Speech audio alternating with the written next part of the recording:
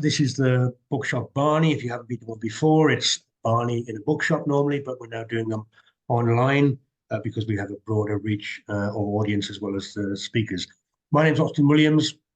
I'm ably assisted by my co-host, Mo Lovett. So this Bookshop Barnie is with Jake Wallis Simons, and we're discussing his latest book, this one, if you can see it, Israelophobia, the newest version of the oldest hatred and what to do about it.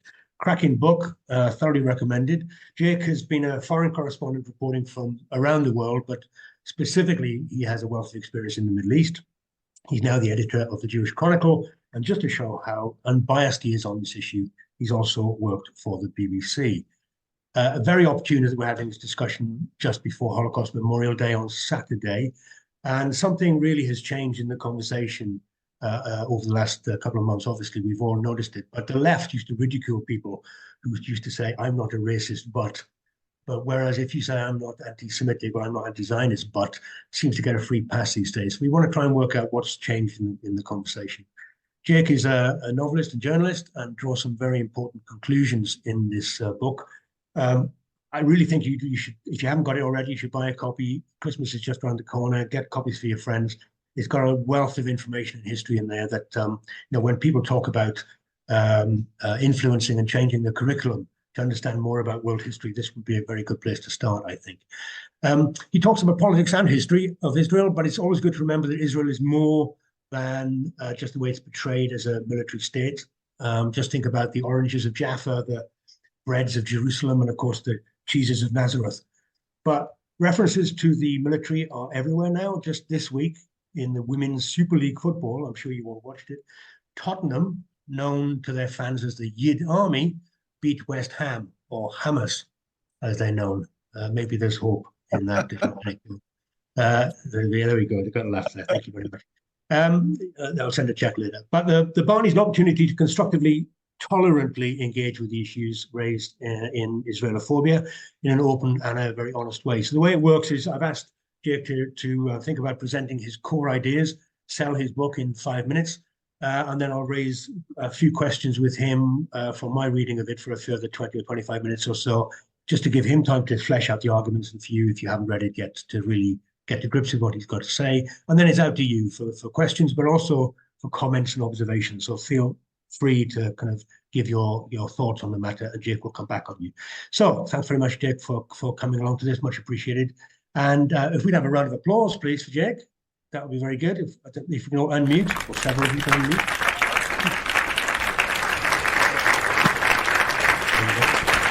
It works much better in real life, I have to say. But anyway, over to you, Jake, and then we'll come back and I'll give you a couple of questions. Well, I've got to say, I think this is probably one of those rare occasions on which jazz hands is actually better than real life clapping. I never thought I'd hear myself say that, but there's a time. You're pushing a point there. Anyway, well, thank you very much for the introduction, Austin, and thank you everybody for having me. I've no idea how many people are there, and I can't see most of you, so I just trust that you're out there. I'm definitely here, and it's a pleasure to be here and sharing some time with you. So yes, my book, Israelophobia. There we are. I think to give you an idea of it in 5 minutes, since October the 7th, I mean, the book came out on September the 7th, eerily enough, 4 weeks before October the 7th. And since October the 7th, the book has been confirmed in its analysis to an extent that it's no longer in dispute by anybody sensible. The contention that Israelophobia is the latest version of the oldest hatred is now all too obvious from the shameful reaction of the world to October the 7th, which has been so vivid for so many of us. And if you look at it, Israel, if it's guilty of one thing, that thing is being a real country. What is a real country? A real country is one that has lights and shadows, heroes and villains. It's one that has a history often involving bloodshed, point me to a country that doesn't, a history that involves injustice and complexity and striving for survival against various odds. If we look at our own history in Britain, we've got all of that and more. We've got a history of colonialism and imperialism and all the things that we like to accuse Israel of these days. And Israel, it's a normal country, but it's not allowed to be a normal country.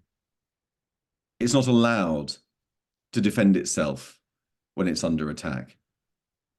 Well, while other countries wage war, the Jews seem to wage genocide. If we think about what happened on October the 7th,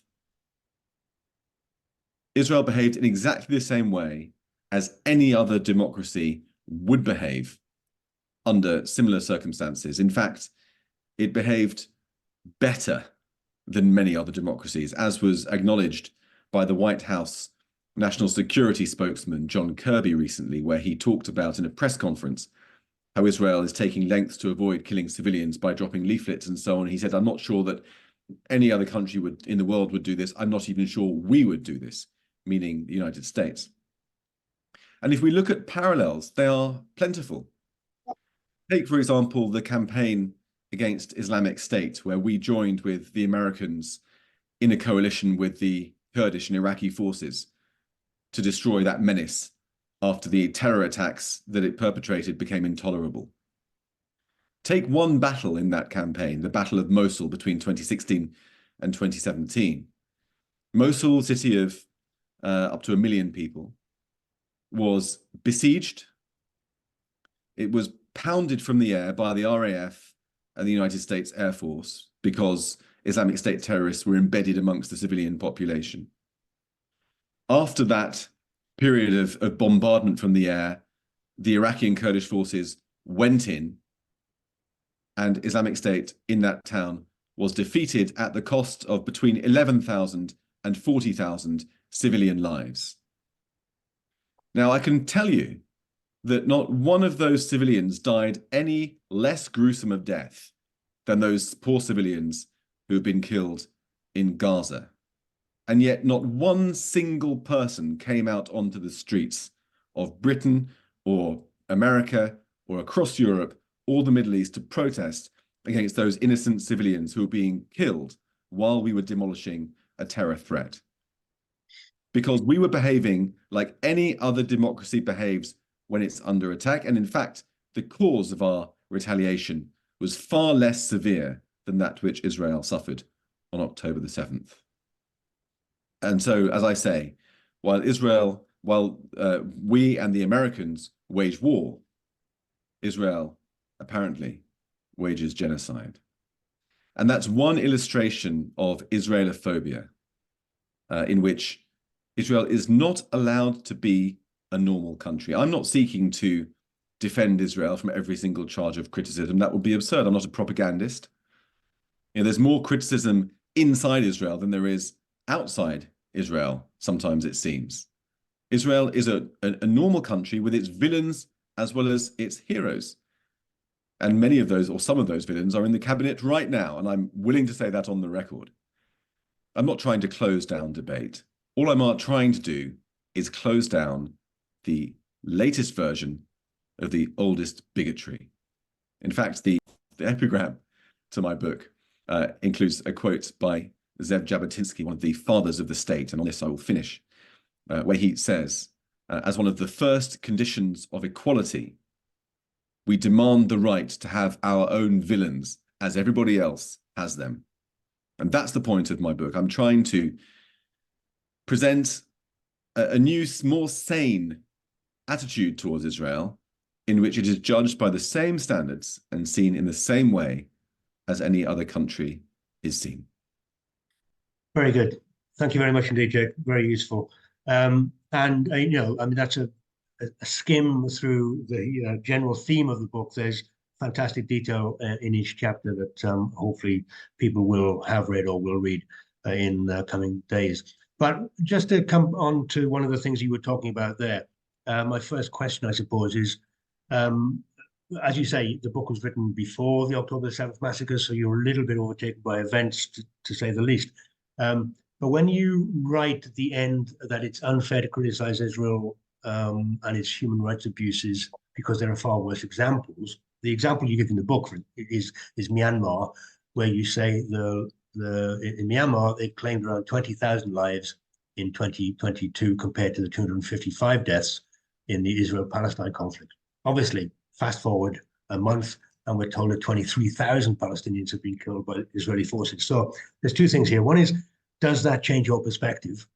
And secondly, what do you think about this kind of moral equivalence game that's been going on, which compares 1,200 Israelis killed by the Hamas pogrom to 23,000 or whatever Palestinians killed in bombing raids? What's your thoughts about this numbers game way of playing this dispute?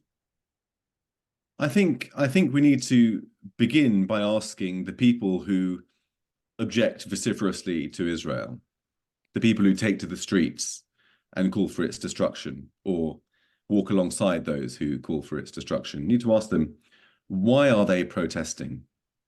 That's the point. Why are they protesting? Is it because of the numbers of civilians killed? If it's because of the numbers, then why didn't they protest against our war against Islamic State, against the Syrian civil war, which killed more than 500,000 people? The Myanmar example you've given, but the Yemen example is another. In fact, you mentioned 2021, when 256 Palestinians were killed in a clash with Israel. At that time, 180,000 people came out to demonstrate against Israel in Hyde Park. At that time, the Syrian civil war had just passed 500,000 casualties, deaths.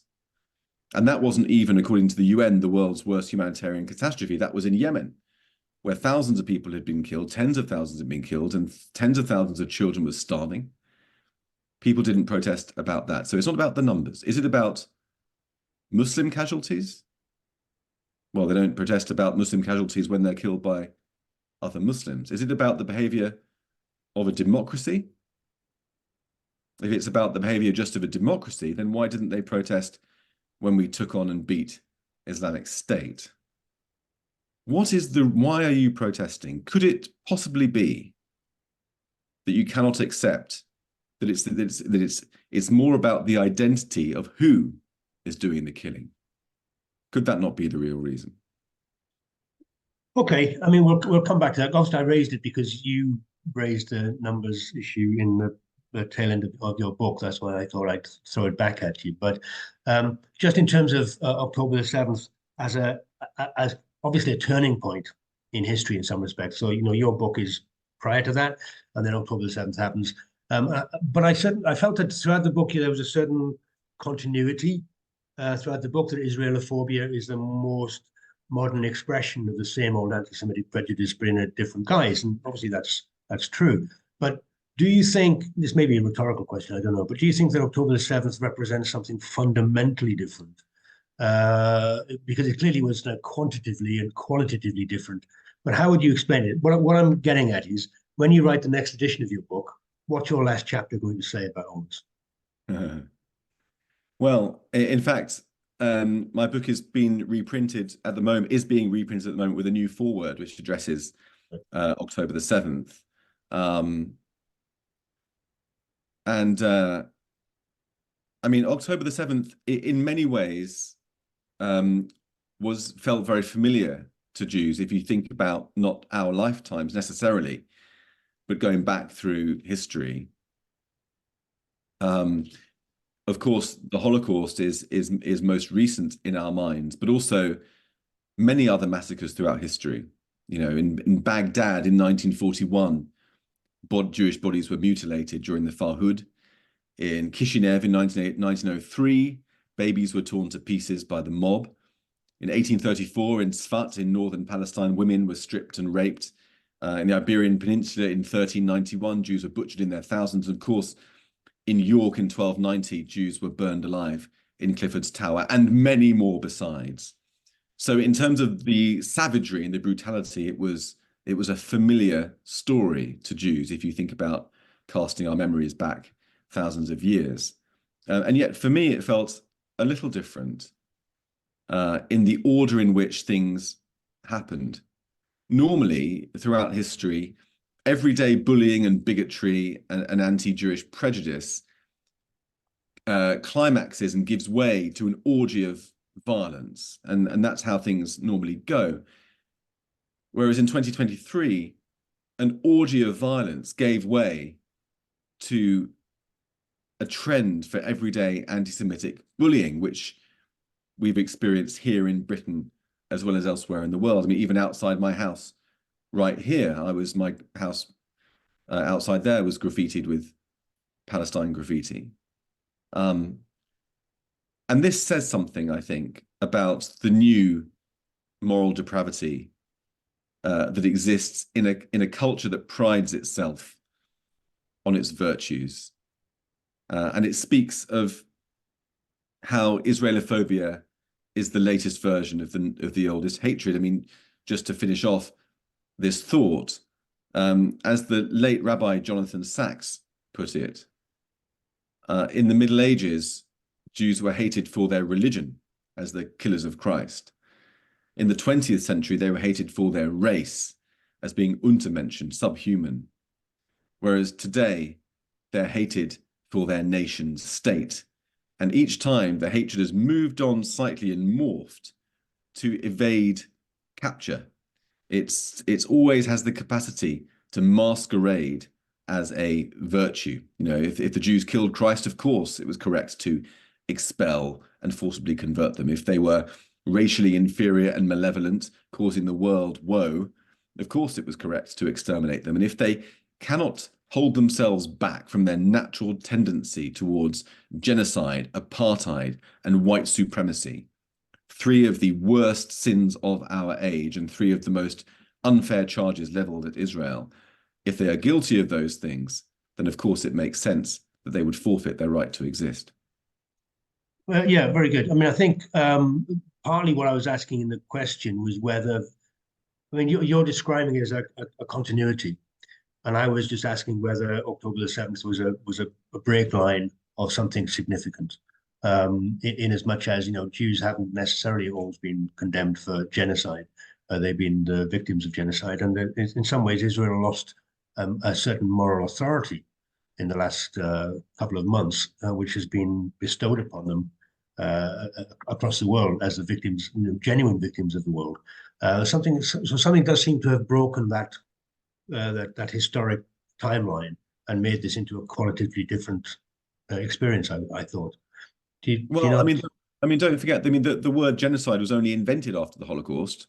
Of course. It was invented because of the Holocaust. So this is the first opportunity people have had to pin it on the Jews since it was invented, and they're taking that opportunity with both hands. But if you look at the spirit behind the idea of genocide, you know, a lust for blood, particularly the blood of children, well, that is a very old idea. That was invented. The blood libel was invented in 1144 in Norwich, and yet we still today see all around us the idea that Israel is happy to kill children, in the words of one BBC presenter, the child killers. That's a common trope that's stuck to Israel, even though it is totally and utterly false. I would add that you talk about the moral, Israel losing the moral argument. My feeling is that this just goes to show how thin the veneer of sanity is when it comes to Israel, and how effective the Hamas's propaganda machine is, or the propaganda machine of Hamas and its sympathizers is. Think about it this way. When any country engages in modern combat, one of the main metrics is the civilian to combatant casualty ratio. So how many civilians is killed compared to each combatant? Now, the global average, according to the United Nations, not known to be friendly towards Israel, by the way, the global average is 9 civilians killed to every combatant. Now, that's, of course, including democracies and autocracies. But if we limit it to the democracies in urban warfare, which is what Israel is facing, the average of our own armed forces and the Americans and others is around 2 civilians for every combatant. Now, Israel has many challenges at the moment, which other democracies haven't had. Nevertheless, if you take Hamas's figures, which are questionable, the civilian to combatant ratio in the Gaza war is about 1 to 2, the same as ours and the Americans in Iraq, for instance, or Afghanistan.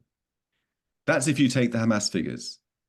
In Iraq and Afghanistan, we did not have to contend with 17 years of tunnel building under civilian infrastructure. We did not have to contend with a concerted and obvious effort and a planned attempt to embed military infrastructure in civilian schools, hospitals, mosques, and beneath them.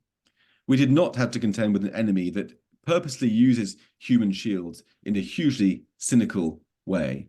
And of course, the density is quite unique as well. And so all of these things suggest that Israel's armed forces is performing better when it comes to civilian casualties than any other comparable country, or indeed any other country. And part of the reason behind its performance in that way is because it's warning civilians to get out of the way before it attacks, which is something that no other country does. These are all facts, and the fact that they do not correspond with people's perceptions at the moment is really a function of the propaganda agenda of Hamas and sympathizers, combined with our underlying willingness to believe that, as I said before, while other countries wage war, the Jews wage genocide. Very good, very useful. Just to come back on the point you raised, and of course the very, very title of your book, the Israelophobia, you say at the beginning of the book, is not a medicalized fear, which, not an actual phobia, but by the end of the book, you're describing people with, quotes, the Israelophobic virus infecting great swathes of the liberal left.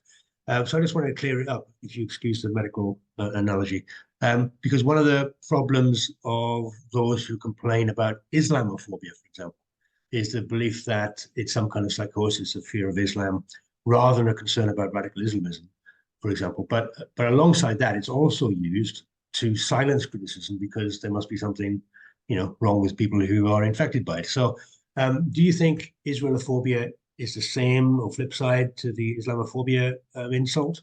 Or do you think it's a useful term? Obviously you do, you've got it on the title of your book, but do you want to explain, why you've used it? Yeah, sure. I mean, I'm not really here to talk about Islamophobia and the debate around that. And I intentionally in the book did not compare it to Islamophobia. I compared it to homophobia and xenophobia, both of which are a bit less controversial, easier to understand. And I make clear in the book again and again, as I've made clear this evening, that I am not, I haven't got any quarrel with criticism of Israel. Indeed, I myself criticize Israel in different ways. It's a country like any other in many ways, and being a country is as should be as open to criticism as any other. But what I'm simply seeking to do is draw out the Overton window within which reasonable disagreement can take place, and point out the moment at which it tips over into hatred, into the articulation of racism, of bigotry, of a phobia. So I'm not defending Israel, I'm defending the debate from hatred, if you see what I mean. And the word Israelophobia, just as a coda to that thought, I think is useful in some contexts, because outside of that word, you have anti-Semitism and you have anti-Zionism.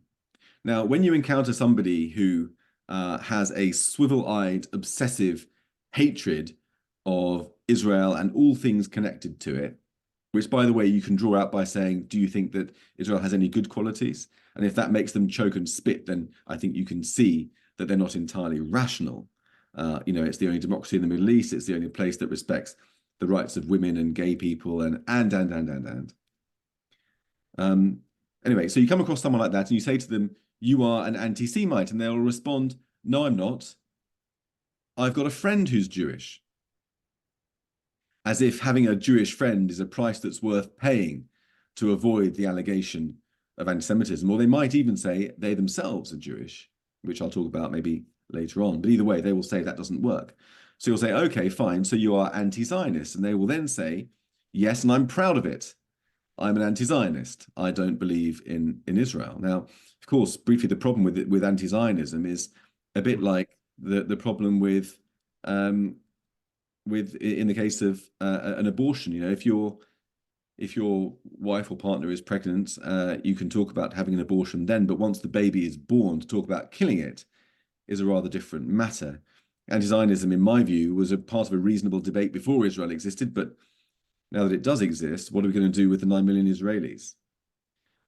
Anyway, so they say that they're proud of being anti-Zionist, they deny being anti-Semitic, and all the while, the main point is lost, which is that they hate this country more than any other. And that is where Israelophobia comes in. Okay, whatever. Let's clear out the other terms of the debate. You're Israelophobic. Why do you hate this country so much? Okay. Yeah, I think that's probably answers my question. I don't know. We'll see in the comebacks. But just to move on from what you're just saying there about, we're not anti-Semitic, we're just anti-Zionist. You talk about it towards the end of the book about Cold War communists and contemporary Israelophobes. You say we're not anti-Semitic, we're just anti-Zionist, and you do a very good job of revealing the role of the Soviet Union in demonizing and spreading lies about Israel. Israel as the embodiment in some ways of Western influence in the Middle East. The Soviet was trying to counter. But for many on the left, like me, and I know you don't think this is necessarily a left-right conversation, but those left-wingers who criticize the nationalist ideology of Zionism, which I think is a legitimate thing to do, or certainly was a legitimate thing to do. But those people who did that as a codified way of expressing racial hatred for the Jewish people were always a disgrace. But I do think there is a place, or there was a place, for criticizing the ideology of the nationalist ideology. But I think, isn't there a danger in all of this that defensively condemning any criticism of Israel is what's actually happening? So you have this kind of polarized conversation. It's the flip side of the pro-Palestinian supporters' argument that any kind of criticism of what's going on means that you're an Israel fascist. Is it possible to avoid the polarization? Maybe this is a wishful thinking. I don't want to kind of move into a two-state solution conversation, but is there any way of really trying to marginalize this discussion? And as you have tried to do in the book, which I think is a very valiant attempt, is to draw out a much more subtle, nuanced conversation which has merit on both sides. Well, I mean, Israel is a subject that evokes very high passions on both sides, and a big part of the reason for that is Israelophobia, is the history of anti-Semitism and Jewish history, of course. But it should be easily possible to have impassioned discussions without seeking to close anything down and without coming to blows. Inside Israel, as I've said, Israelis are nothing if not argumentative, and inside Israel, there is a huge level of political debate at all times, particularly in the year or so before October the 7th, when there was a great political upheaval and conflict within Israel, and since tempers are high and passions are high, and people debate in a red-blooded way on various different points. But I think that outside of Israel, the main point, I think, is that there's a big difference between criticizing Israel in good faith and criticizing Israel in bad faith. And in the current context, particularly during a war, when there's Israelophobia and anti-Semitism all around us, Jews feel quite besieged, to be honest. I mean, during a war, people are more sensitive to towards criticism anyway, because it's that kind of heightened moment.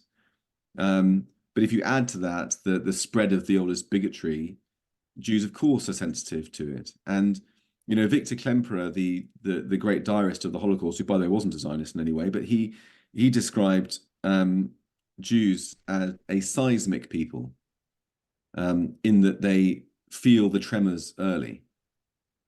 And when you become accustomed to Israelophobia and anti-Semitism heading your way in its many and myriad guises, you can pick up when the criticisms are coming from a place of bad faith. And the response, which is you're just trying to close down reasonable criticism, itself is almost always in bad faith, because Jews do not do that. We argue, and we're a disputatious lot, and we do not try to shut people up. Okay, let me try this one on you then, which is that just last week or so, it's separate to your book, I'm afraid, if you don't mind. Parliament voted to ban public bodies like universities from boycotting Israeli goods and Israeli academics. The BDS movement, boycott, divest, and sanctions on Israel. So it's a bit of a double negative if I can kind of manage my way through this minefield. So they voted to ban the bans on Israeli academics coming to this country, say. Kit Malthouse MP voted in favour of the bans, saying that, I'll just quote him, "Not allowing institutions the right to ban Israeli products would dismay our allies in the Arab world," he said. So there's all kinds of biases going on here. But my question to you is, as somebody who's interested in open discussion, do you support the banning of the boycotters? Or do you think that boycott should be legitimate for universities to decide? Well, I'm temperamentally not inclined to want to ban very much, I suppose, but nonetheless, it's indisputable that the boycott is an expression of anti-Semitism. I mean, there's no two ways about it, and you can see that because they're only interested in boycotting one country. It's pretty obvious, and it happens to be the country with the cleanest human rights record in the entire Middle East, the only democracy in the Middle East, the only place where women and gay people and minorities are respected, and yet that's the one they want to boycott. So it's pretty obvious that it's anti-Semitic. I mean, by the way, as an aside, the first time the Palestinians rejected the two-state solution was in 1948, when the UN proposed a partition plan to them, and in that plan, the proposition was to have a Jewish state with an Arab minority and a Palestinian state with a Jewish minority. If you fast forward to today, you do have a Jewish state with an Arab minority, which enjoys equal rights and is, by the way, many of whom are fighting for the IDF in Gaza as we speak. But the Palestinian, not a state, but the Palestinian, sort of sub-state as it is now, has not a single Jew living in it. Not a single Jew. Because there was that fantastic film, wasn't there, with the UN resolution about 5 years ago or so, when whoever it was went through the whole Middle East saying, where are your Jews? Exactly right, because after there were 700,000 Palestinian refugees when Israel was established. After that, there were 900,000 Jews who were driven out of Arab lands, and the number of Jews in Egypt used to be hundreds of thousands there for more than a millennia. Now you can count them on one hand if they would agree to be counted. So my point is, the boycott against Israel clearly is anti-Semitic. The government wants to clamp down on anti-Semitism. I applaud that, and I think it's a good idea. It makes Jews feel safer, and not just feel, it makes Jews safer. And so I welcome it, even though I'm not generally inclined to want to ban very much. Yeah, well, I'm with you on that one. I think the BDS campaign is a scandal, but none of my business to interfere in this conversation that you are leading. Well, kind of following on from that, really, which is the kind of increasingly casual and almost flippant use of words like apartheid and occupation, and as you say, even genocide now, which is just trips off the tongue without much consideration. Do you want to give us some background about how this kind of normalization of these words is really affecting the discussion and affecting maybe even the conversation in Israel, but how people who are supportive of Israel are taking this on? Yeah, good question. I mean, the hijacking of the language is one of the great successes of Israel's enemies. I mean, just the fact that the word Zionism has come to be associated with fascism and extremism and discrimination itself is a huge success for the dark side. I mean, Zionism is simply Israeli patriotism. I mean, it's patriotism of the sort that we like when it's in Britain.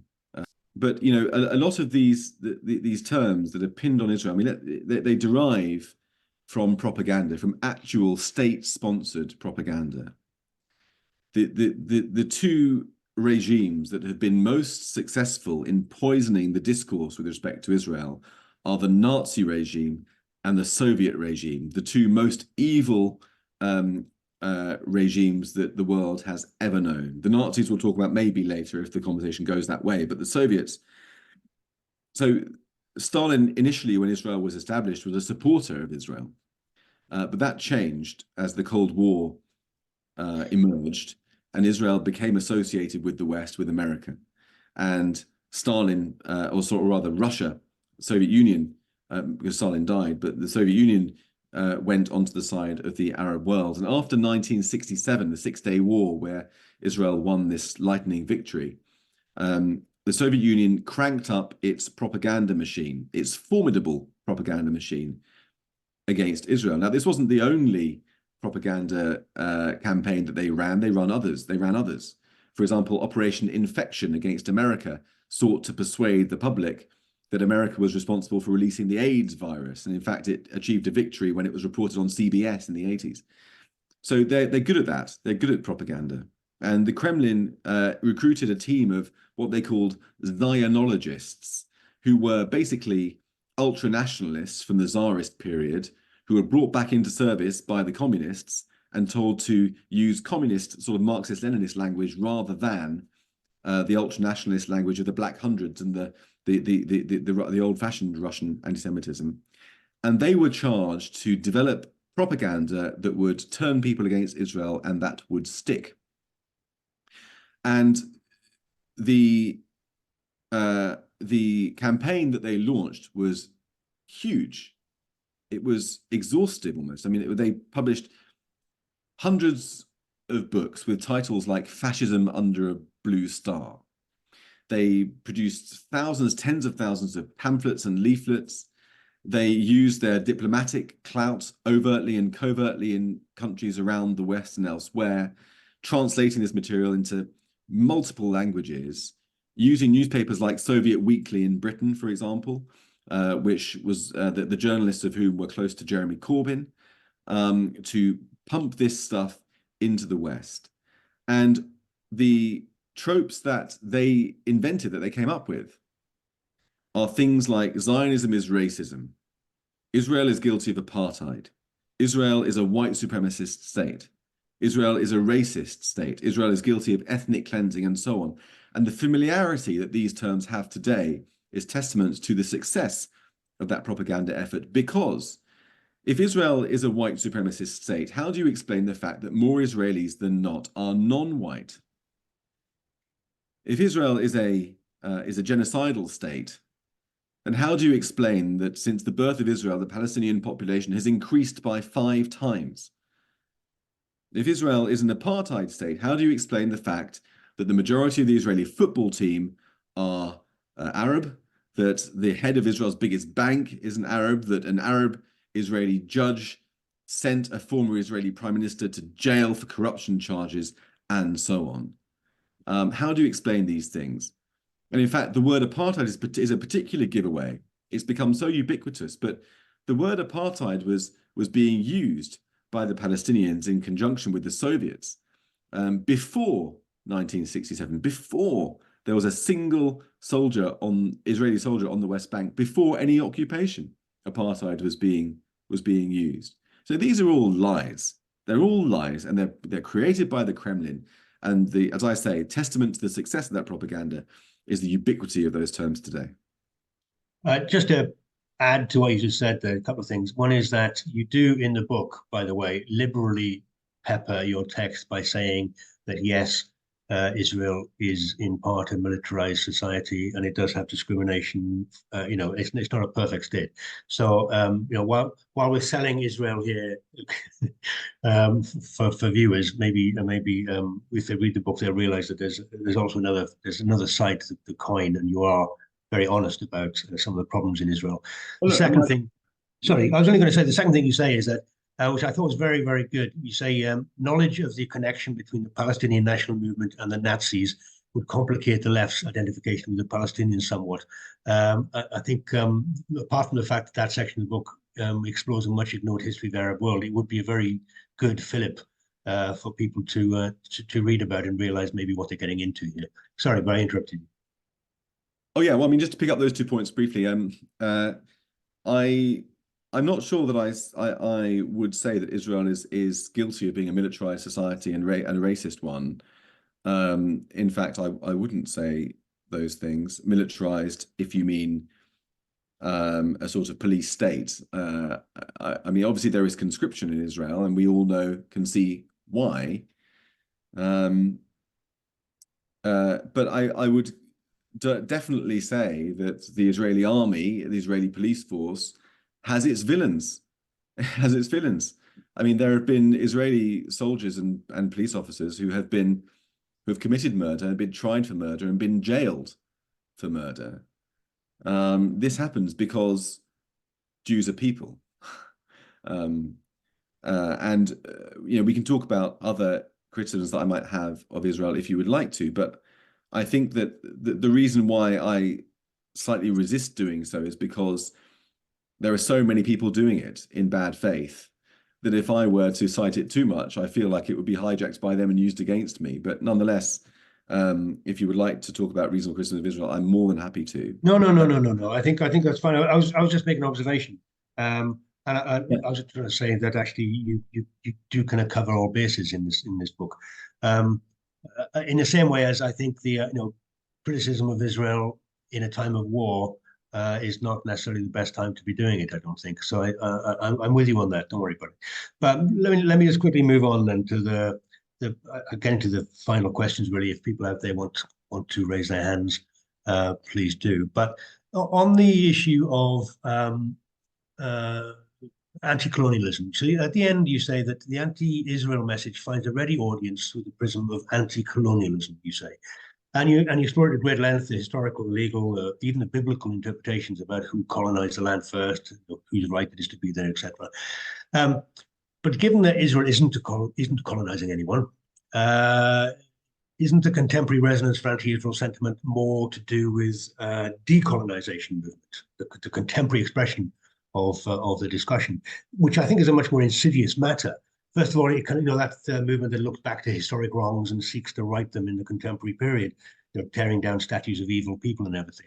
It's partly why I'm not sure that your biblical defense, which however valid it was, is necessarily cutting the mustard about Israel's right to exist. But the decolonization is more than that. It's a movement that rejects the Western project altogether in some respects. And given that Israel exemplifies that Western project, it's becoming a perfect storm.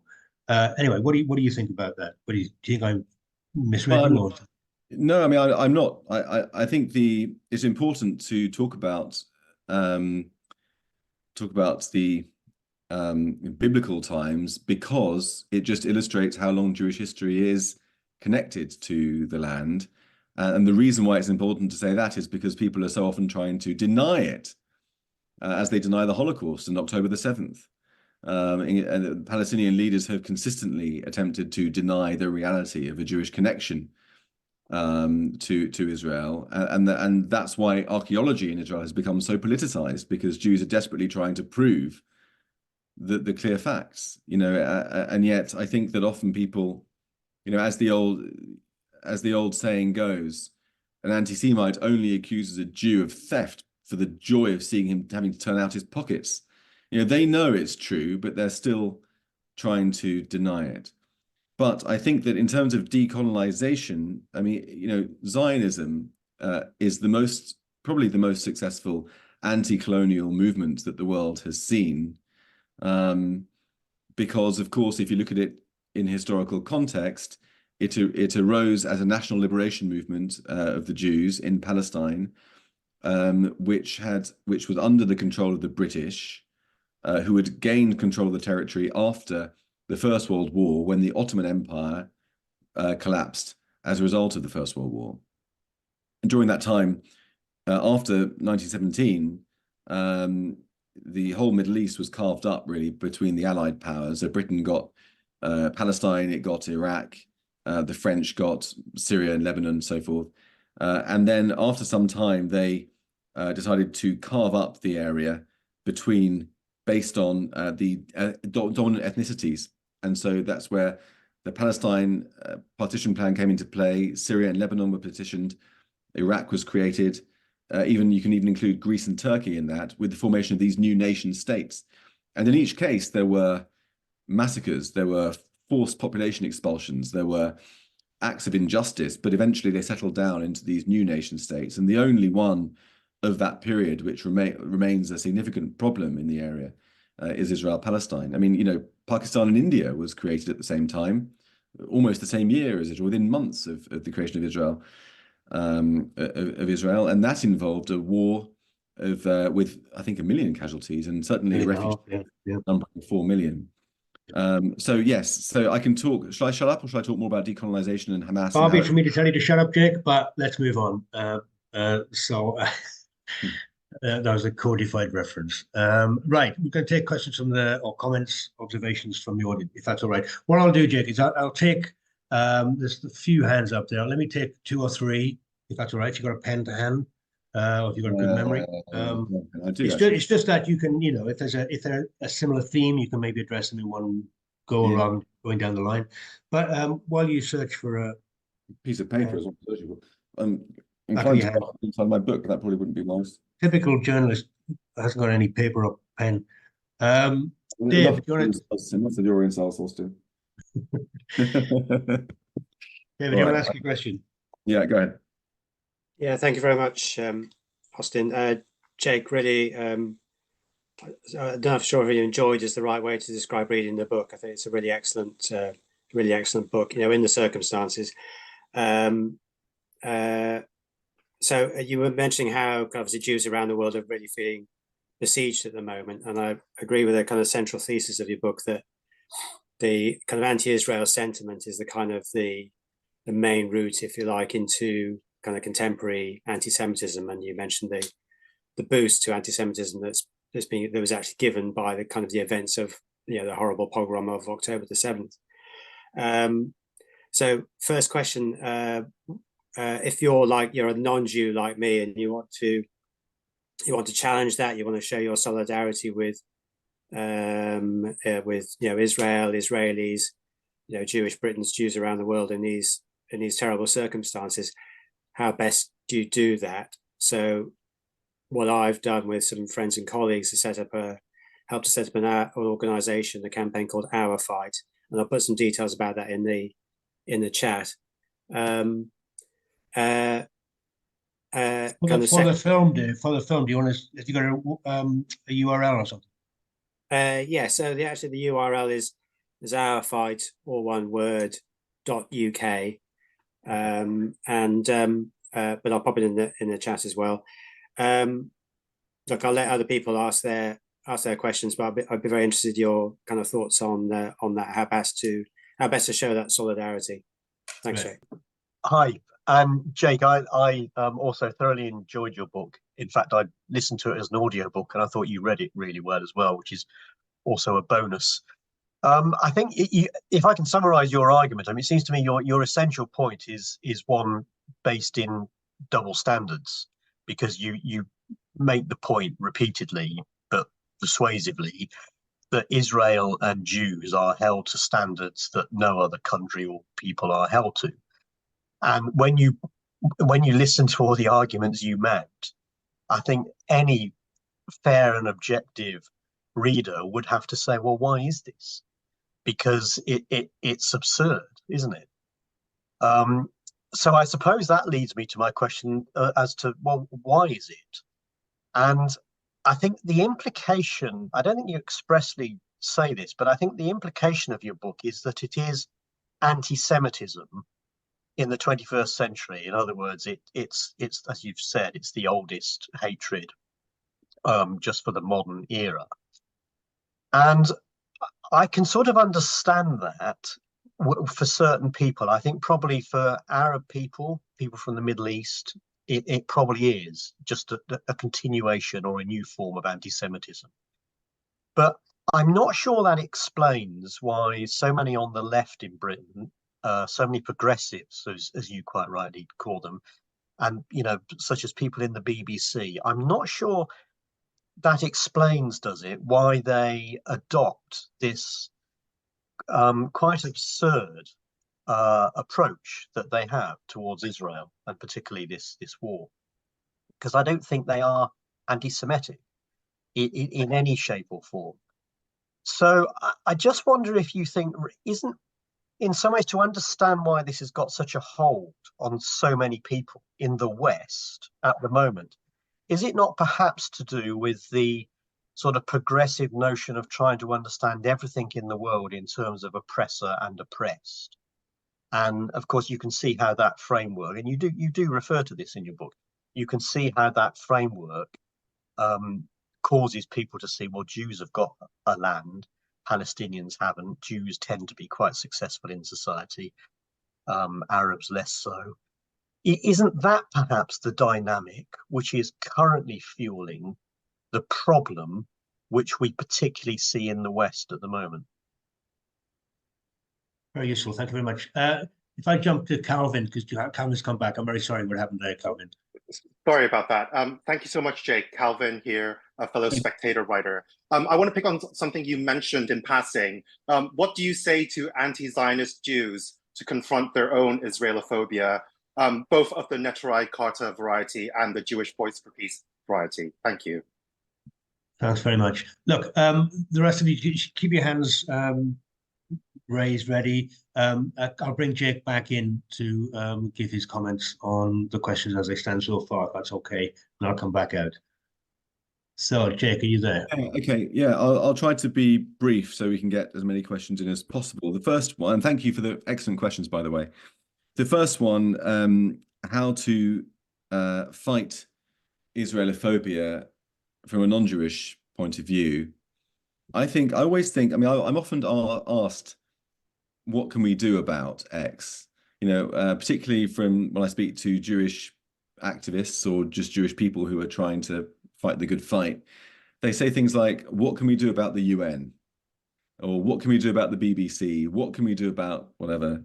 And it's very difficult to know because everybody has their own individual circumstances. Some people might have influence in the BBC or at the UN, other people might not. Other people might have influence over their local circle of friends or the practice, the architectural practice where they work, or the doctor's surgery where they work, or whatever. Everyone has their own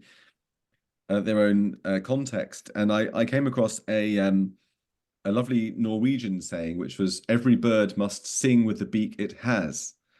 So for me, really, the point is get the singing going rather than the type of beak that you have. That's your decision. And I think that certainly the questioner, I didn't catch his name, who asked this question, is doing a lot of singing on the right side, and thank you for that. I would just only add to that for non-Jews and mainstream society, make no mistake, this is not about Jews. This is about all of us. This is about all of us. It's not, I'll talk about this in the next question as well, but this is not, the people protesting here make no difference really to Israel. It's not even about Israel. The art workers for Palestine who staged a sit-in at the Tate a few weeks ago, art workers for Palestine, they didn't think that Benjamin Netanyahu was going to pick up the phone and say, what, the art workers are on strike in the Tate, pull the troops out.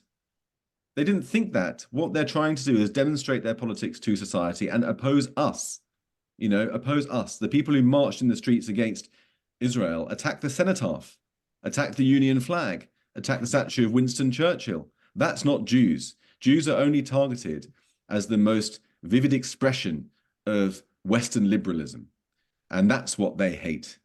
And I would just say in conclusion to this question that we must recognize that the dark appetite for the Jews will not be sated by swallowing the Jews. They're coming for all of us. And that's why every bird must sing with the beak it has, if that's not a sort of silly metaphor. And the second question is about double standards, and about why, saying that the BBC, they might express this Israelophobia or act under the influence of it, but they're not actually anti-Semitic. I think what we're trying to say here is that Israelophobia has become what Dawkins called a meme. It's a cultural meme. It's something that has made its way onto the left of politics, and it's become a question of political identity on the left. It's hard to be a progressive on the hard left, certainly, and yet be pro-Israel. It's become, being pro-Palestine and anti-Israel has become one of a suite of luxury beliefs, alongside radical views on gender, on race, on sexuality, all of which are called luxury beliefs by the American commentator Rob Henderson, because they exist not as deeply held values, but more as an expression of one's identity. It's a status symbol, I guess. And this sort of meme swims around society and is picked up by people, particularly on the left, and perhaps lands with them because of some underlying anti-Semitism. But I would then just add to that one more thought, which is that, just to connect with what I said about it not being about Israel, Saul Bellow wrote in his wonderful book about Israel from the 70s about how there are two Israels. The first is the Israel of facts, which is territorially insignificant. It occupies, I think it's something like 0.25% of the Middle East. Tiny. A conflict which has not claimed many lives by comparison to others. The Iraq War alone claimed 200,000 lives in 2 years. Israel, by contrast, or until October the 7th, all of the total number of casualties in all of its wars over 75 years amounted to 86,000. But the second Israel is the Israel of the imagination, the Israel of culture. And that Israel, Bellow described as being as broad as all of history, and perhaps as deep as sleep. And it's that Israel which is embedded in the foundations of Christianity, of Christendom, the idea that the chosen people betrayed and killed Christ, that the promised land was given to these betrayers, these Christ killers, the Jews being simultaneously fetishized as being the chosen people and demonized as being the Christ killers. And this double movement of fetishization and demonization, which has been embedded in Christian culture for millennia, still functions in our unconscious, our group unconscious today. It's passed on like a virus, almost like a mind virus. And we're just often not aware of it. It's part of the wallpaper of our mind. And as an illustration of that, 2 economists did a study in Germany, in which they found that the areas of Germany which had burned Jews at the stake during blaming them for the Black Death in the 14th century were more likely to vote for the Nazi Party 600 years later. And that's despite the fact that for 400 of those years, Jews had left those areas. So that just goes to illustrate the depth of the meme, how unconscious it is, how it can be passed on through the generations, and it can still function without our awareness. And so that's what's going on at the BBC. Okay, good. Well, there was a third question, wasn't there? Oh, there was a third one, wasn't there? Yes, just very, very quickly then about anti-Zionist Jews. I mean, one of the, when anti-Semitism was in its previous iteration as a race-based hatred during the 20th century, it was hard for Jews to be anti-Semites because it was about their race and they couldn't escape that very easily. But now that Israelophobia has become primarily, or anti-Semitism has become primarily a political phenomenon, as Israelophobia, hating Jews for their nation state, it's easier for Jews to become anti-Semitic to become Israelophobic, because they can say, well, I can distance myself from the state of Israel, and then I can hate it as much as those on the left, on the hard left do, and then I'll be embraced by the hard left. In fact, valued by the hard left because I'm Jewish. I'm a sort of totem. I'm a firewall. I'm a useful idiot, although they don't think that, but they can gain entry to the hard left by ventriloquizing the newest form of anti-Semitism or Israelophobia. And that's tempting, if you're the sort of person whose politics naturally align with the hard left, but it's your Jewishness that's keeping you out, you can adopt Israelophobia more easily than you could have done previous forms of anti-Semitism. And so the way to overcome it is simply the way we would overcome Israelophobia in general. Okay, thank you very much. Right, we've got a fair few hands. If you don't mind, I'll take more Mr. iPhone and Mark Burbeck, who dropped out just now. I'll take those three, then I'll come back to Claire and Michael, if that's all right. Yeah. So Mo, please. Yeah, thanks, Jake. It's been really fascinating. I wanted to pick up on one of the comments you made earlier about the Jews being a seismic people. I think you were quoting someone else, and I missed that. I heard a speech by the late great Rabbi Sachs where he talked about anti-Semitism and the Jews being the sort of canary in the coal mine for the collapse of a civilization. And Barry Wise made a very similar point when she addressed the Federalist Society recently, where she called the Jews the last line of defense for Western civilization. To my mind, that's very clearly a big facet of what's happening in the West, support for barbarism and people who take that side of things. But my question is, without that long sort of history and knowledge, the history of anti-Semitism in all its various guises, and a sort of realization of the anti-colonialist or anti-Western agenda that we've got going on, how does one make that argument without getting into the kind of future forecasting realms or kind of becoming as conspiratorial as the other side? So I just wondered if you had any thoughts on that. Okay, hold your thought, Jake. I'll take Mark. Sorry, I'll take Mark. Yeah, Mark Burbeck, and I'll take iPhone finally. I'm really intrigued to find out who iPhone is. Mark, please. So thank you, Jake. Echoing Dave earlier, fantastic book. We found it really useful.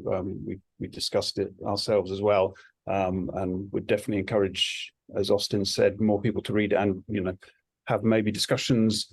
Get your friends discussing it. Have small groups, whatever. I think it's well worth the effort.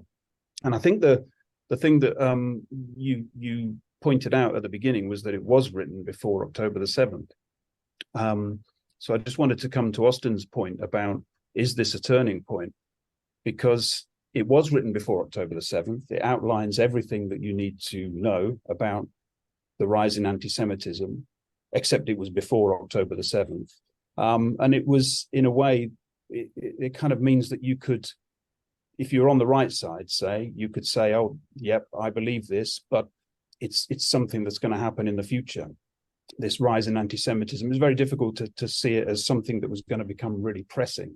It's not something that you really came across all the time in discussions and arguments with people. You'd sort of pick it up here and there from people. But generally, the sense, I think, was that you were right, that anti-Semitism was growing. We see the kind of Corbyn examples, but there's a sense that it's kind of growing and it's vague and it's in the future. And I think October the 7th really showed that no, it wasn't. It was already growing. It was already festering. It was already very stark, and it didn't take much. I mean, well, it didn't take much. It took a lot, a pogrom, 1,200 people, but it then, straight to the surface. And I've heard you talk in podcasts about a flare going up, and that metaphor I think is very striking. But so you've used the metaphor to describe, where your friends are, and you can see very clearly who your friends are. But I think for us, it shows the scale of the problem. Without that, we would have had your book, we would have had all the arguments, we would have known anti-Semitism was growing. But I think nobody really knew quite how serious the problem was, I think, until October the 7th. I think it is a turning point, to Austin's question. I think it is, it is a key moment. It really shows us what we have to do. People have mentioned different campaigns and organizations and things. Yeah, and I think it's on all of us to try and work out what song we can sing, as you say, Jake, in order to try and tackle this problem. Please God, that doesn't become a common phrase that we all use. But that's a great example of branding. Since I asked Dave earlier what the website was, and there it is behind you. Very good. Thank you very much indeed, Mark. So, Mr. iPhone, please, you're on mute. Oh, Mrs. iPhone. Sorry, that was very gender specific. iPhone, are you there? Yes, it's me. It's Jean Smith. I'm Oh. I'm up north and I don't have a very good connection. So Jake, I wanted to ask you in relation to the demos in London. I think that you're right that Netanyahu is probably not too concerned about them, or maybe he is. But I listened to more than one interview by a spokesman for Hamas, who actually referenced the demos, not just in London, but across Europe and in the US, as a justification, and in fact given legitimacy to their fight against Israel. And so, and actually terming, talking in this same language of, we're the victims, Israel are the oppressors. But my question to you is, could you expand a little bit on how you see the relationship between that racialized worldview of identity politics and the ideology of Islamism? And by Islamism, I'm talking about a religionized form of politics. I'm not talking about, most Muslims who are not Islamists, but Islamism itself, the jihadists, but also the so-called moderate Islamists. And if you see, how you see the relationship between those and the identity politics that is so dominant in the West.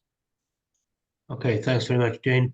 I know you said you didn't want to talk about Islam particularly, Jake, but give it your best shot. There's 3 useful contributions there.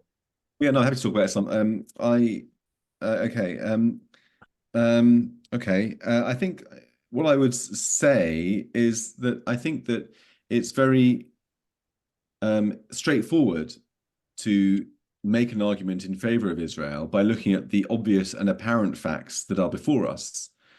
Where else in the Middle East is there a democracy, a meaningful democracy? There isn't one. Where else in the Middle East can you be gay and survive? Nowhere. Where else in the Middle East can you be a woman and have full and equal rights to be who you want to be? Nowhere. Where else in the Middle East can you be of a minority religion and be free from oppression? Almost nowhere, with some exceptions in some cases. It is just obvious that, if you were gay, you would want to live in Israel. And in fact, gay Palestinians often flee or seek to flee into Israel for that reason.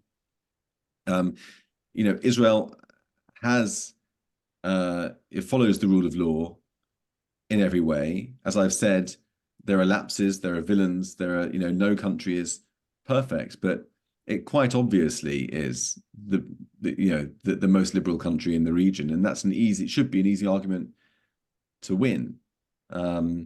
Unfortunately, what you're up against is this wall of propaganda that tries to convince people of the opposite. But you don't need. What I'm trying to say is that you can make arguments without having to refer to the history of anti-Semitism.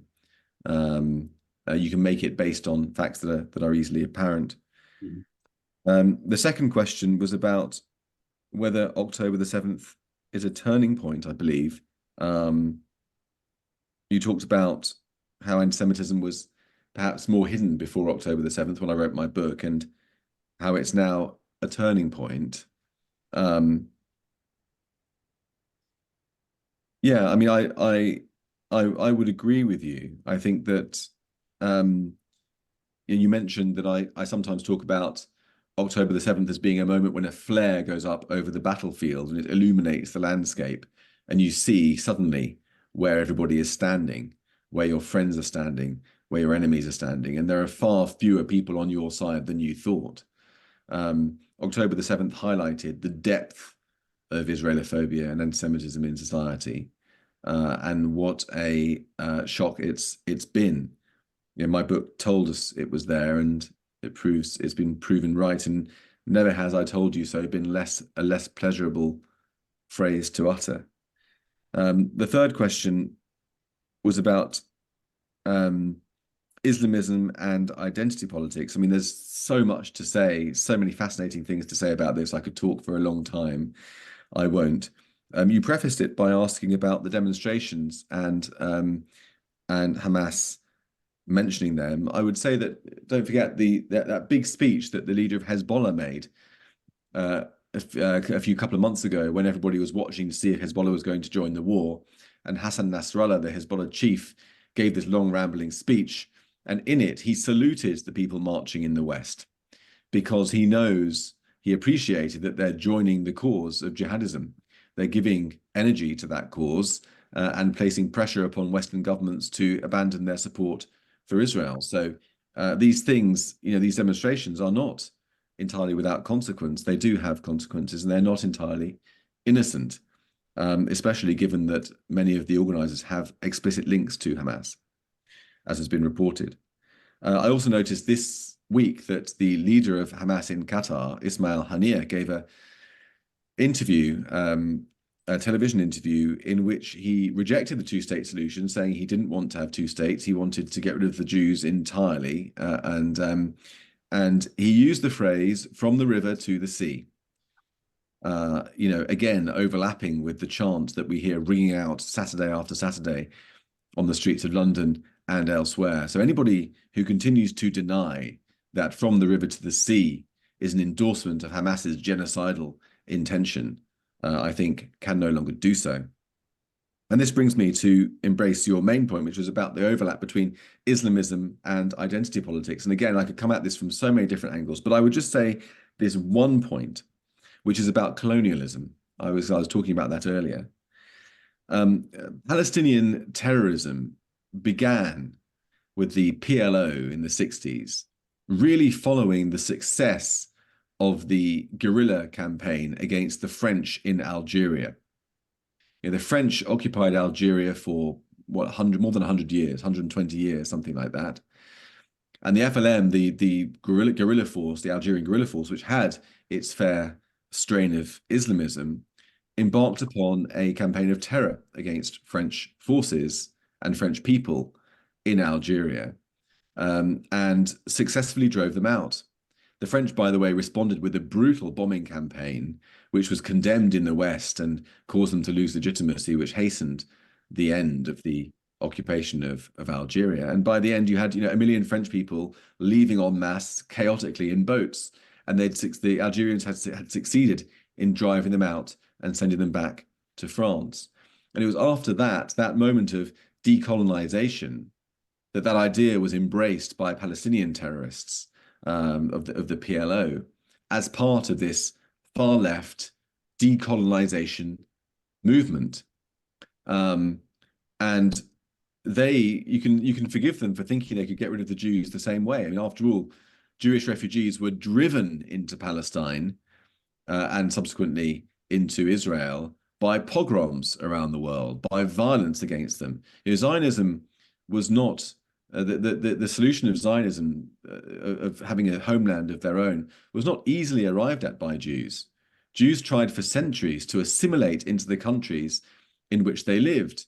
In Whitechapel, there's a monument to the king put up by Jews in the latter part of the 19th century because they wanted to show their loyalty to the crown. And this is an example that's been seen throughout Germany before the Holocaust, And all over the world, Jews have tried to become accepted members of their society. And history, once and again, has resulted in a bloodbath, in their being driven out. And sooner or later, the Jewish consensus and the consensus of the international community arrived at a point where the solution was Jews would need to have their own state in which they could defend themselves. So yeah, I'll finish off with a couple of sentences. And so, but you can understand that from a Palestinian point of view, seeing the success of Algeria, seeing that Jews were driven on from place to place by pogroms, came to the conclusion, well, more pogroms and more terror against the Jews would create the same effect and drive them out of Palestine. But they made the mistake of confusing Zionism with colonialism and using an anti-colonialist playbook against a movement which was not a colonialist movement. Israelis have nowhere else to go.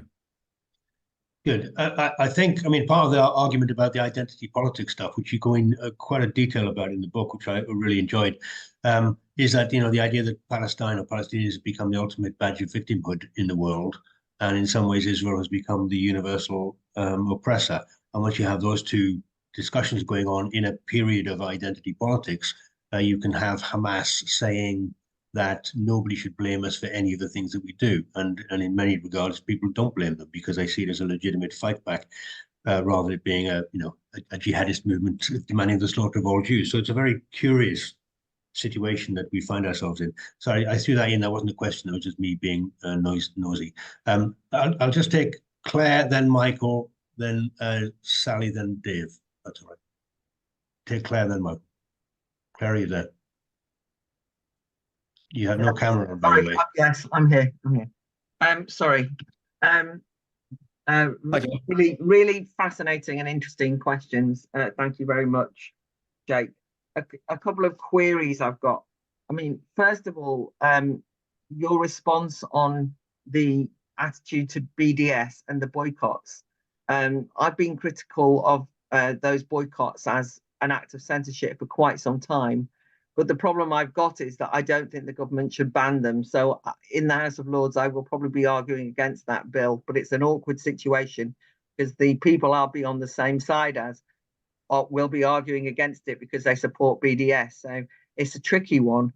And I wanted to just ask you about the demonstrations, because there is increasingly, and I do understand this, a desire to say, if you have to kind of go through these demonstrations that have got people carrying anti-Semitic slogans and chants and so on and so forth, is to clamp down on them and to ban them.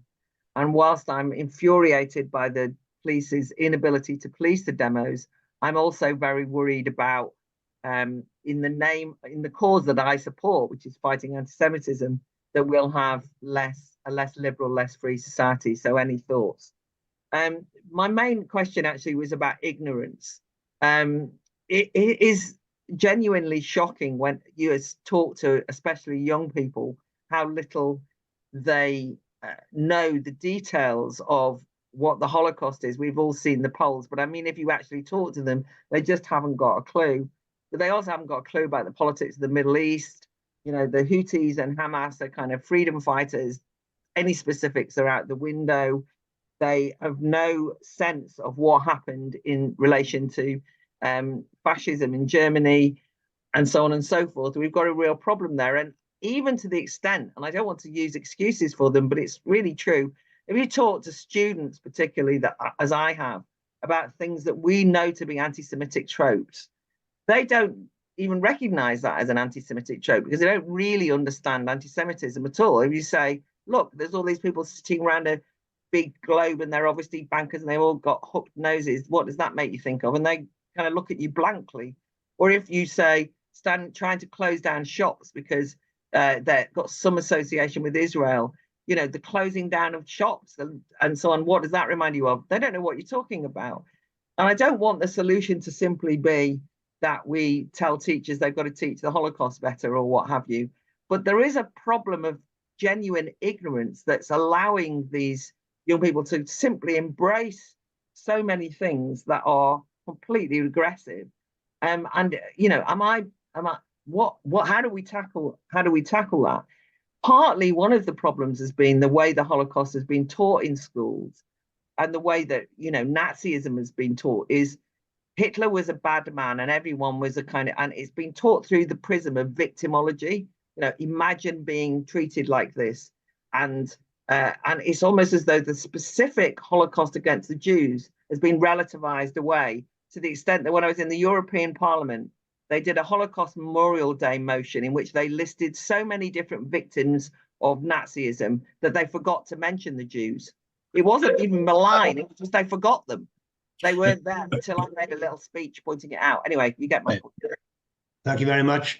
Sorry, I'm running out of time, but please keep it short if you can. But Michael, you've been waiting patiently for a long time. We could go into in any amount of detail, you know, the reasons for anti-Semitism, and discuss all the, you know, the idiots in the West, the useful idiots who are supporting, consciously or otherwise, the Islamist cause. I do think one thing that has come out after October the 7th is the fact that countries in the West are finally waking up to the threat of Islamism.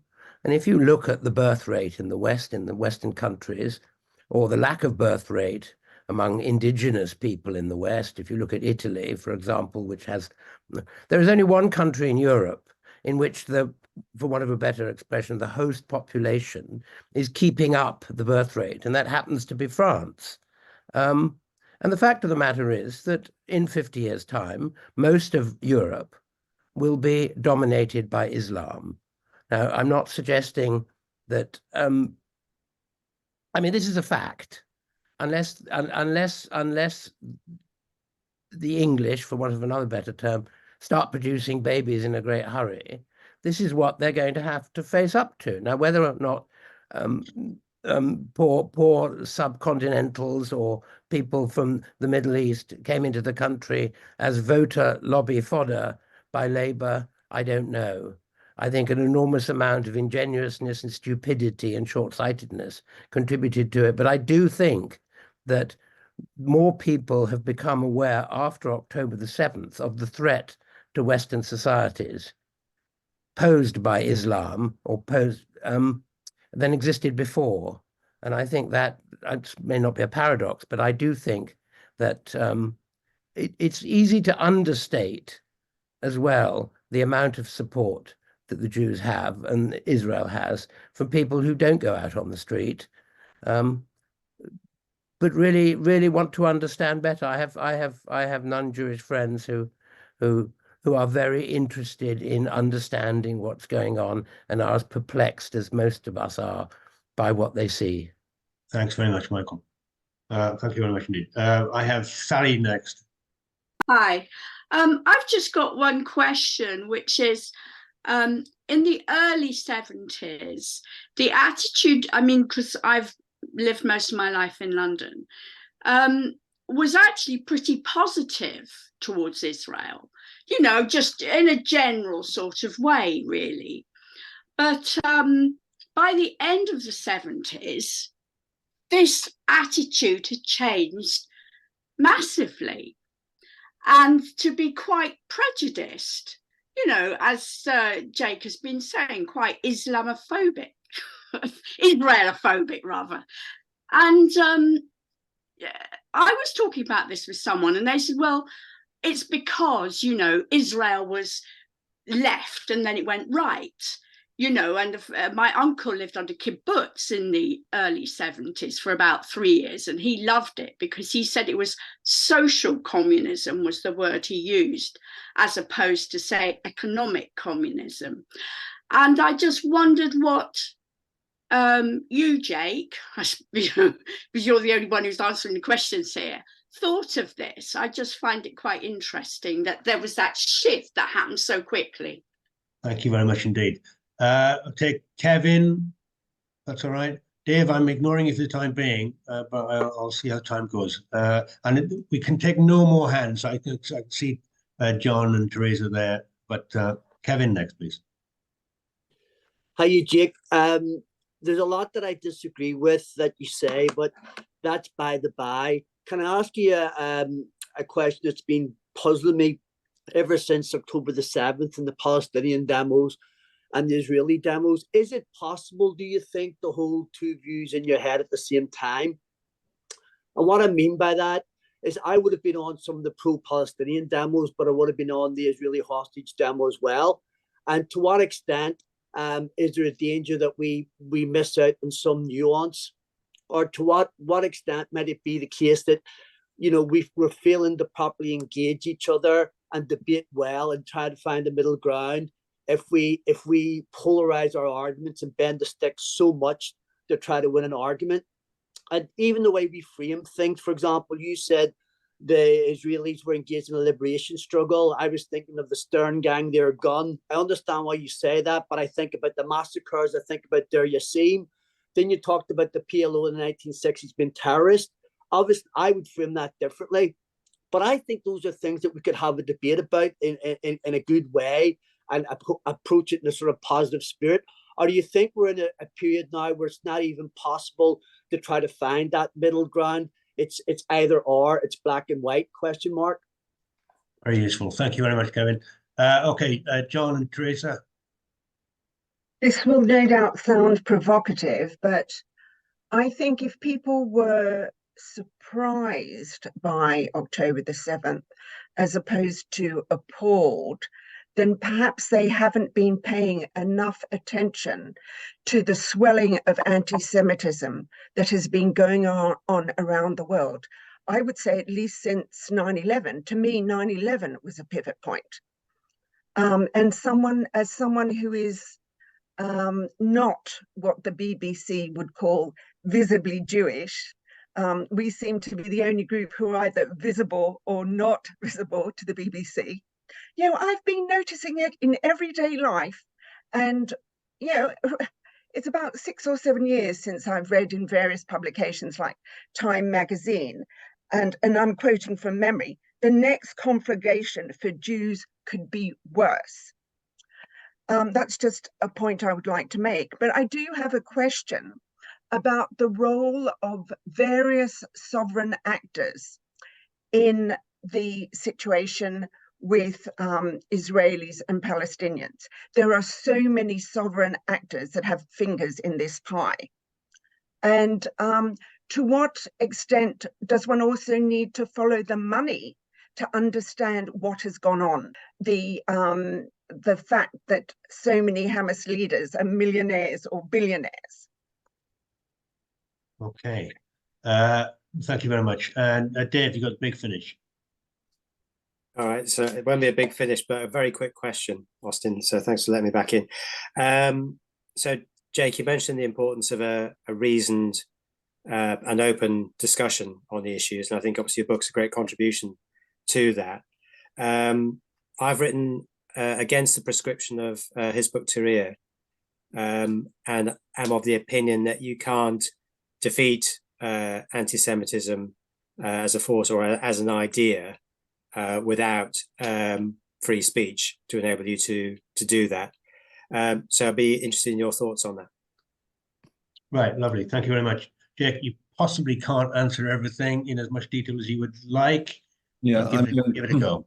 I'll go through a whistle-stop tour and I'll be as concise as I can. First of all, Claire, I hear what you're saying about voting against the ban on BDS and worrying about banning the demos, because like you, I think we have similar political instincts, and bans aren't really, as I said before, something that we like very much. I also relate to your experience of sometimes standing on amongst people that you wouldn't normally stand with on particular issues. I think it's a mark of intellectual honesty that you're able to do that, and I think that everyone should be able to do that, because otherwise you're just an ideologue. But I think that in the case of the BDS and the demos, for me, there's too much at stake, really. And I would just quote Karl Popper. I think he's relevant in this context, where he said, if we extend unlimited tolerance even to those who are intolerant, if we're not prepared to defend a tolerant society against the onslaught of the intolerant, then the tolerant will be destroyed and tolerance with them. It doesn't always apply, but I think it does apply in this situation because the stakes are so high. And in terms of ignorance on social media, ignorance amongst young people, you're totally right about that. But I wonder, because the young people who they are impossibly ignorant, not to generalize, but you know what I mean, many are, their ignorance leads them into anti-Semitism very easily a lot of the time. And I think that part of that is the corrosive influence of social media, which prevents them from reading books. Young people don't really read books very much. In generations past, if you were a politicized young person, you would read and read and read. And now you scroll and scroll on TikTok. TikTok, actually, I was looking at some research earlier, 40% of young people get all of their news from TikTok. And a majority of young people, I believe, would happily exchange every single media outlet for TikTok. And TikTok, of course, is controlled by the Chinese, is a Chinese company under the influences of the Chinese Communist Party. It's the greatest propaganda tool that exists in our world, in my opinion. And I think that we are not alert enough to the pernicious effects of it. It is creating social division. It is creating this ignorance. It is rotting our society from within, or contributing towards that. So I think that social media has a lot to answer for, and we do need to think about how we address that. The Chinese banned Google and so forth from China, or American social media from China as well. So we need to think about being much more robust with respect to that, I think. Not wanting to sound like an authoritarian. Question number 2 was a rather provocative one about Islam and demography. The contention basically was that in 50 years, because of the demography, Europe would be Islamized to our cost. I think I would not agree with many of the assumptions that you provided.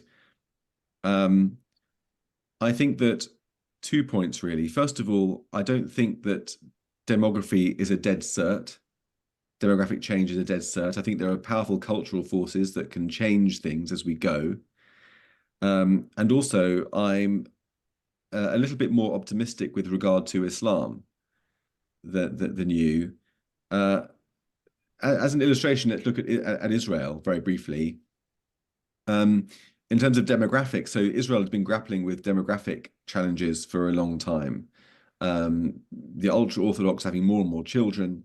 They don't fight in the army by and large. This has traditionally been the position. The Arab minority having more and more children, certainly more than the secular contingent are of society. And so people have been alarmed, thinking, well, is our future going to be dominated by the ultra-Orthodox and by the Arabs, and is the central pillar of secular Israeli society, which founded the state, going to diminish?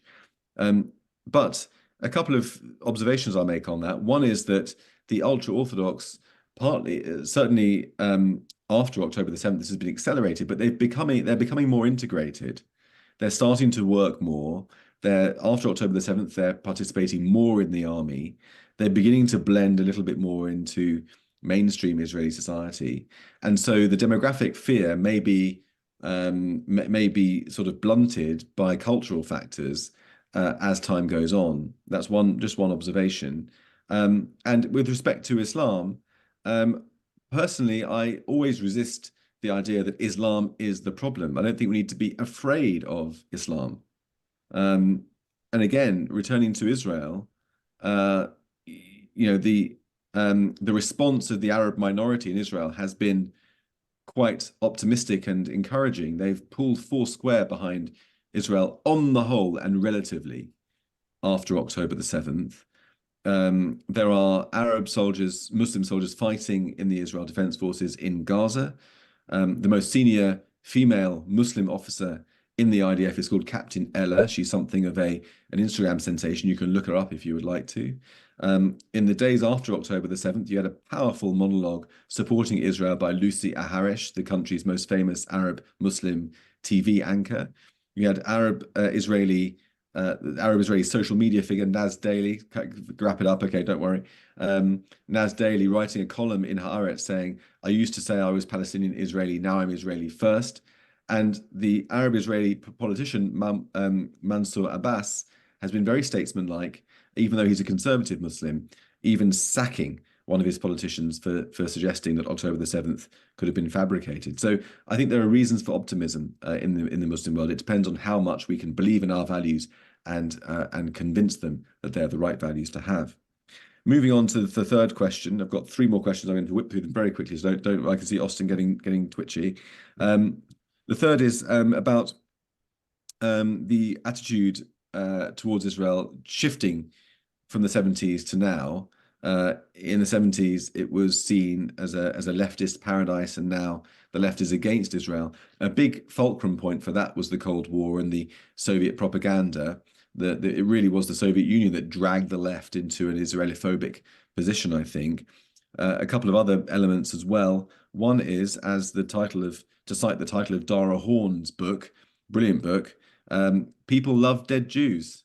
Living Jews, not so much. So when Jews fight back and survive, maybe they're not so great after all. We all like Holocaust films, but not so much the Israeli fighter jets flying over Auschwitz every year. I would also just quickly say on that, Austin, sorry, I will be quick, that Israel moved from left to right. I think that's true, but I think Israel was formed with socialism as its civic religion, as a secular state, and that led to economic disaster, hyperinflation in the 80s. I mean, up to triple-digit inflation. The currency having to be zeroed a couple of times, and and the currency having to be changed, and so on. Absolute chaos. And so it arrived through bitter experience at a more of a capitalist model that still has socialist roots. The kibbutzim still function in many ways, as we've seen along the Gaza border. Those kibbutzim were ravaged by Hamas, but they were collective. The houses that were destroyed in some of the kibbutzim were not owned by the private citizens who lived in them. They were owned by the kibbutzim themselves. Because they were based on that socialist model. So now it's the kibbutz authorities that are trying to work out how to rebuild them and what to do. So Israel is this sort of blend of this, has a leftist spirit, but certainly has been brought face to face with reality in terms of economics. Fourth question. You talked about, you very correctly brought up the Stern Gang and Israeli terrorism, you can call it, or is it terror? Was it a liberation movement? What was it? And I get that. I get where you're coming from. And it would be an interesting discussion to have. But I would say that attending a demo like the one against anti-Semitism a few weeks ago and attending a pro-Palestinian demo are not equivalent. That's a false equivalence to draw. Because if you go to a Palestinian demonstration, you will be hard-pressed to find a single person calling for peace or using the word peace. That doesn't have to be the case. In the 90s, during the Oslo Accords, peace now was the slogan that people chanted. Now they are chanting from the river to the sea. They're chanting from London to Gaza, globalize the Intifada. They are chanting even for jihad. They are not chanting for peace. They are not chanting for the release of hostages. However, if you attended one of the demonstrations, the pro-Israel demonstrations, you will hear many, many chants and songs for peace. You will not find a single person who wishes ill upon a single Muslim or Palestinian. And I know that because I've been on that march, those marches. The police, on the Palestinian demos are there to control the crowd. On these pro-Israeli or anti-Semitism demos are facing outwards from the crowd to protect the crowd from aggression, and afterwards, are thanked effusively by the people who attend the marches. So it is a false equivalence to say that if you are fair-minded, you will go along to both demos. One articulates hate and the other does not. Now to move on. Number 5, there was a question about Hamas funding. Where did the money come from? Of course, there's a long history of naivety and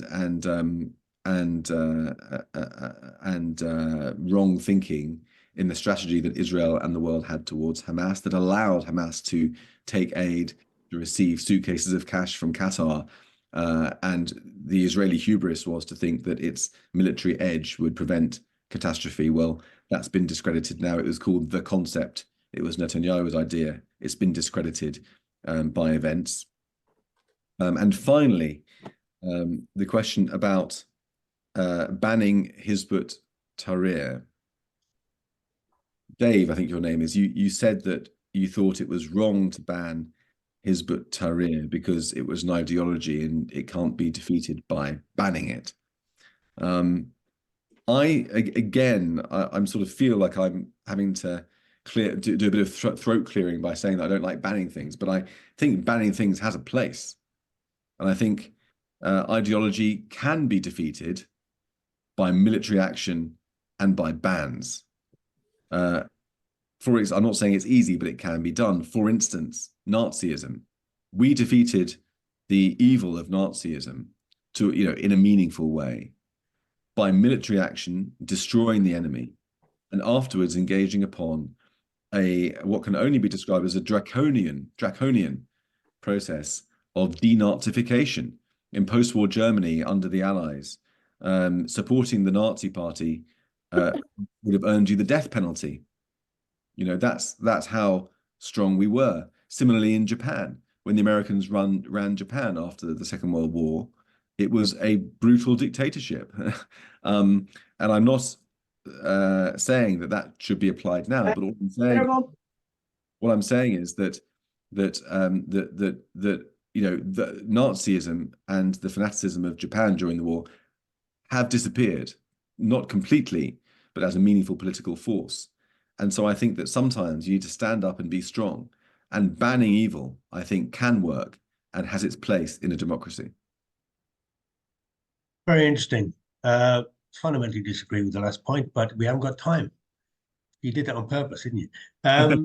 Very good, Jake. Apologies for a few little glitches and all the rest of it. I thought it was a terrific contribution. As I've said before, it's a fabulous book, and I've thoroughly recommend it to all of you out there. In some ways, my concluding point is that we all know about fascism's role in the destruction of the Jews, but in many ways, Jews were let down by many on the left 100 years ago, and within 100 years, as many turned to Stalinism and turned away from defending Jews against anti-Semitism. And I think it's necessary, as Israel and as a metaphor, Jews are under attack today, primarily under attack for representing a bulwark against, in some ways, Islamist barbarism, Islamist barbarism.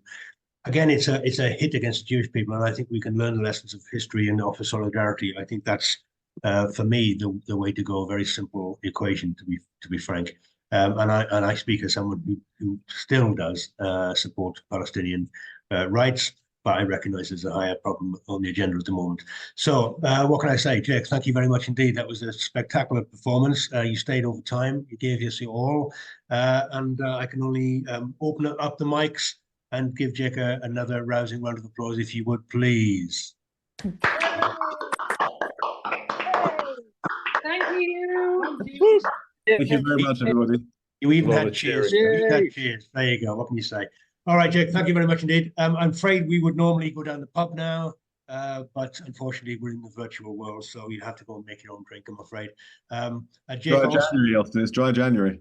No, not for me, mate. Jake also kind of came here, even though he had family matters to attend to. He's really given his time for you to listen to. So again, I give you my eternal thanks. Very, very kind of you. And please take a look at the book, Israelophobia, available in all good bookshops and Amazon. Please get a copy and really, really learn and argue with yourself. I think, as Kevin was saying, there's plenty of scope for argument on both sides of this agenda, and opening up a real conversation is a starting point to resolving some of these problems. So thank you all very much indeed.